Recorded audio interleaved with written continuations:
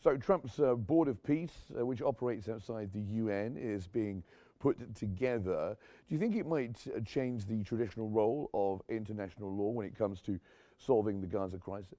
Thank you for having me, Mark. Always a pleasure to be with you.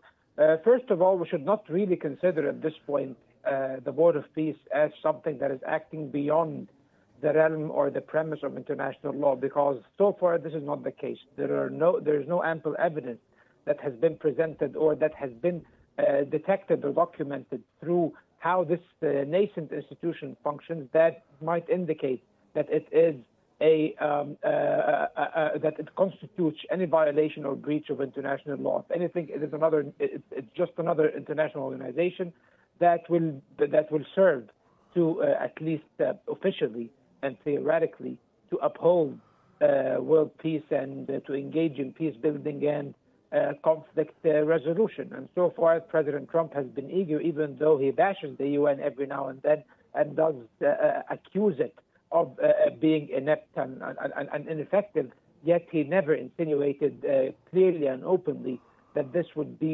organization would supplant the United Nations. At best, it could be a parallel institution that will compete with the United Nations in its peace-building efforts and in its conflict resolution efforts. And there is no reason, really, to think that both institutions have to be mutually exclusive. If anything, they might complement one another if the United States is eager to maintain the United Nations as the primary global institution which represents the international order, basically. However, does this mean that this move might eventually serve to undermine the United Nations' role and effectiveness over time?